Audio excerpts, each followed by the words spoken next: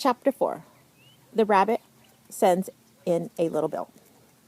It was the White Rabbit, trotting slowly back again and looking anxiously about as it went, as if it had lost something, and she heard it muttering to itself, "The Duchess, the Duchess! Oh, my dear paws!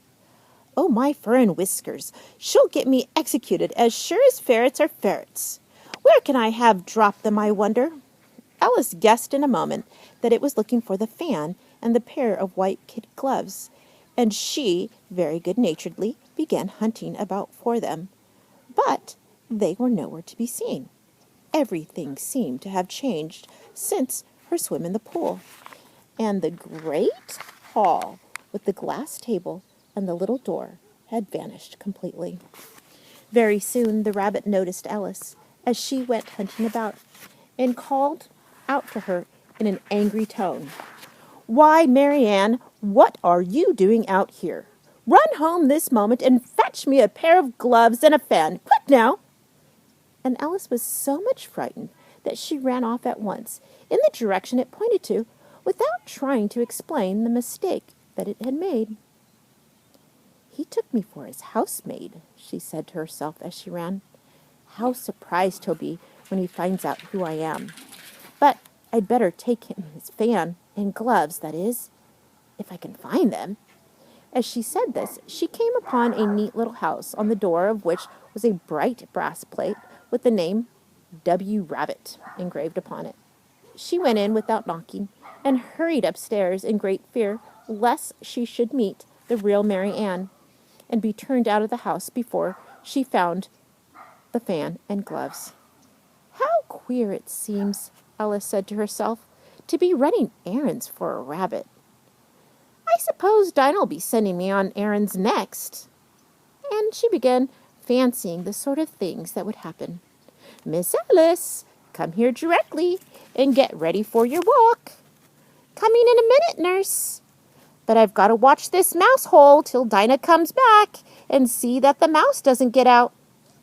Only I don't think," Alice went on, "that they'd let Dinah stop in the house if it began ordering people about like that." By this time, she had found her way into a tidy little room with a table in the window, and on it, as she had hoped, a fan and 2 or 3 pairs of tiny white kid gloves. She took up the fan and a pair of the gloves, and was just going to leave the room when her eye fell upon a little bottle that stood near the looking-glass. There was no label this time with the words "Drink me," but nevertheless she uncorked it and put it to her lips. "I know something interesting is sure to happen," she said to herself, "whenever I eat or drink anything. So I'll just see what this bottle does. I do hope it'll make me grow large again, for really I'm quite tired of being such a tiny little thing." It did so indeed, and so much sooner than she had expected. Before she had drunk half the bottle, she found her head pressing against the ceiling, and had to stoop to save her neck from being broken. She hastily put down the bottle, saying to herself, "That's quite enough. I hope I shan't grow any more. As it is, I can't get out the door. I do wish I hadn't drunk quite so much." Alas, it was too late to wish that. She went on growing and growing, and very soon had to keel down on the floor. In another minute, there was not even room for this, and she tried the effect of lying down with one elbow against the door, and the other arm curled round her head. Still she went on growing, and, as a last resort, she put one arm out the window, and one foot up the chimney, and said to herself, "Now I can do no more. Whatever happens, what will become of me?"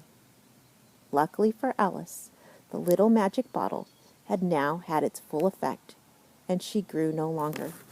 Still, it was very uncomfortable, and as there seemed to be no sort of chance of her ever getting out of the room again, no wonder she felt unhappy.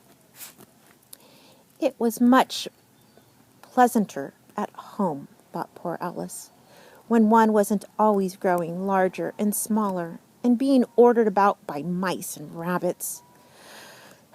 I almost wish I hadn't gone down that rabbit hole. And yet, it's rather curious, this sort of life. I do wonder what can have happened to me. When I used to read fairy tales, I fancied that kind of things never happened, and now here I am in the middle of one. There ought to be a book written about me. That there ought. And when I grow up, I'll write one. But I'm grown up now, she added in a sorrowful tone. At least there's no more room to grow up here. But then, thought Alice, shall I never get any older than I am now? That'll be a comfort one way, never to be an old woman. But then, always to have lessons to learn. Oh, I shouldn't like that. Oh, you foolish Alice, she answered herself. How can you learn lessons in here? Why, there's hardly any room for you, and no room at all for any lesson books. And so she went on, taking first one side and then the other, making quite a conversation of it all together. But after a few minutes, she heard a voice outside and stopped to listen. Marianne, Marianne, said the voice, fetch me my gloves this moment. Then came a little pattering of feet on the stairs. Alice knew it was the rabbit coming to look for her, and she trembled till she shook the house, quite forgetting that she was now about 1,000 times as large as the rabbit, and had no reason to be afraid of it. Presently, the rabbit came up to the door and tried to open it, but as the door opened inwards, and Alice's elbows was pressed hard against it, that attempt proved a failure. Alice heard it say to itself, Then I'll go around and get in at the window. That you won't, thought Alice, and after waiting till she fancied she heard the rabbit just under the window, she suddenly spread out her hand and made a snatch in the air. She did not get hold of anything, but she heard a little shriek and a fall and a crash of broken glass, from which she concluded that it was possible it had fallen into a cucumber frame, or something of the sort. Next came an angry voice, the rabbit's. Pat! Pat! Where are you? And then a voice she had never heard before. Sure, then I'm here, digging for apples, Your Honor. Digging for apples indeed, said the rabbit angrily. Here, come and help me out of this. Sounds of more broken glass. Now tell me, Pat, what's that in the window? Sure, it's an arm, Your Honor. He pronounced it arum. An arm, you goose. Whoever saw one that size? Why, it fills the whole window. Sure it does, Your Honor, but it's an arm for all that. Well, it's got no business there at any rate. Go and take it away. There was a long silence after this, and Alice could only hear whispers now and then, such as, Sure, I don't like it, Your Honor, at all. Do as I tell you, you coward. And at last she spread out her hand again and made another snatch in the air. This time there were 2 little shrieks and more sounds of broken glass. What a number of cucumber frames there must be, thought Alice. I wonder what they'll do next. As for pulling me out the window, I only wish they could. I'm sure I don't want to stay here any longer. She waited for some time without hearing anything more. At last came a rumbling of little cartwheels, and the sound of a good many voices all talking together. She made out the words, Where's the other ladder? Why, I hadn't to bring but one. Bill's got the other. Bill! Fetch it here, lad. Here, put him up at the corner. No, tie him together first. They don't reach half high enough yet. Oh, they'll do well enough. Don't be particular. Here, Bill. Catch hold of this rope. Will the roof bear? that loose slate? Oh, it's coming down. Heads below. A loud crash. Now who did that? It was Bill, I fancy. Who's to go down the chimney? Nah, I shan't. You do it. That I won't then. Bill's got to go down. Here, Bill. The master says you've got to go down the chimney. Oh, so Bill's got to come down the chimney, has he? Said Alice to herself. Why, they seem to put everything upon Bill. I wouldn't be in Bill's place for a good deal. This fireplace is narrow, to be sure, but I think I can kick a little. She drew her foot as far down the chimney as she could, and waited till she heard a little animal, she couldn't guess what sort it was, scratching and scambling about in the chimney close above her. Then, saying to herself, "This is Bill," she gave one sharp kick and waited to see what would happen next. The first thing she heard was a general chorus of, "There goes Bill!" Then the rabbit's voice alone, "Catch him! You by the hedge!" Then silence. And then another confusion of voices. "Hold up his head, Brandy, now. Don't choke him. How was it, old fella? What happened to you? Tell us all about it." Last came a little feeble squeaking voice. "That's Bill," thought Alice.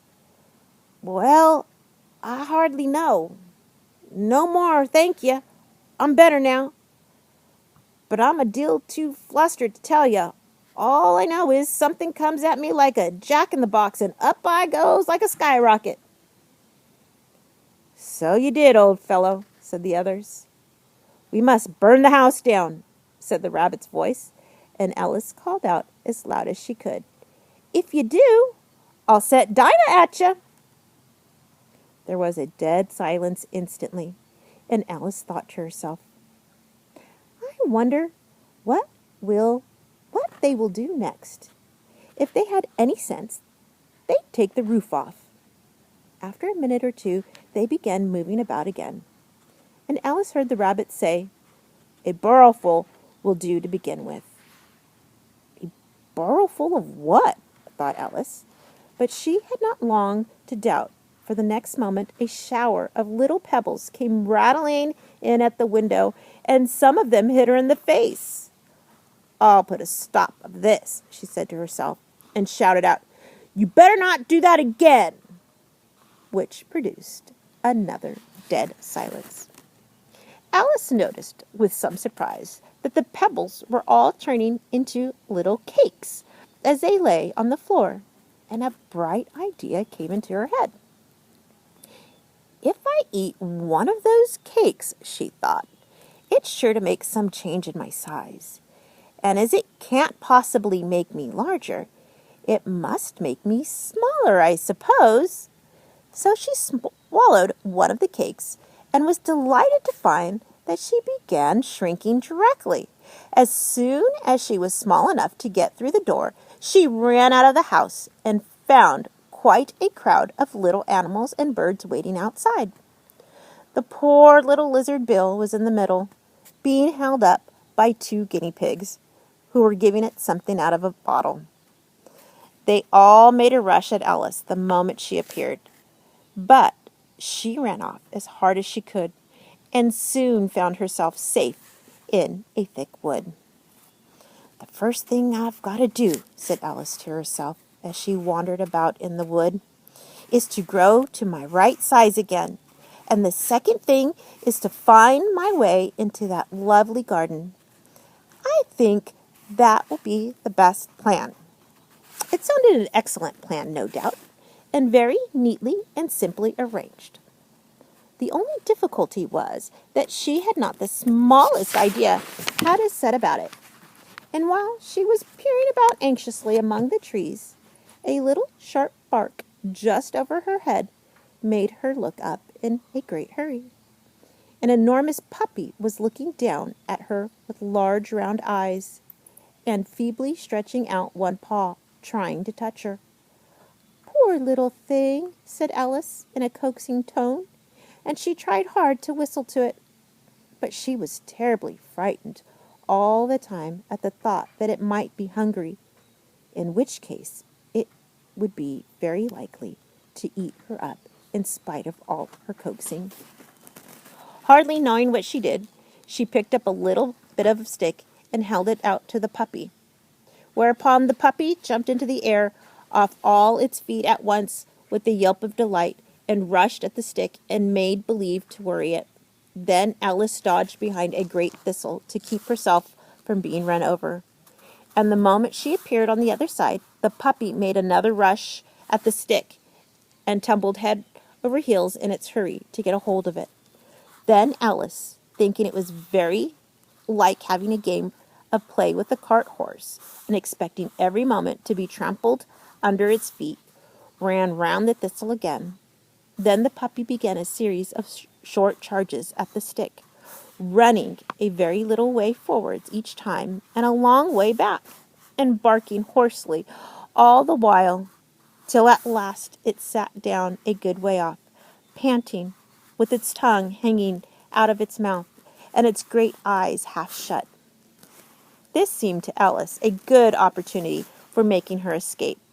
So she set off at once, and ran till she was quite tired and out of breath, until the puppy's bark sounded quite faint in the distance.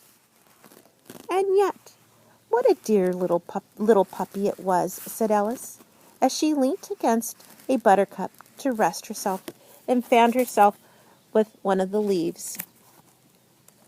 "I should have liked teaching it tricks very much, if only I'd been the right size to do it. Oh dear, I'd nearly forgotten that I've got to grow up again. Let me see. How is it to be managed? I suppose I ought to eat or drink something or other. But the great question is, what? The great question certainly was, what? Alice looked all round her at the flowers and the blades of grass, but she could not see anything that looked like the right thing to eat or drink under the circumstances. There was a large mushroom growing near her, about the same height as herself, and when she had looked under it, and on both sides of it, and behind it, it occurred to her that she might as well look and see what was on top of it.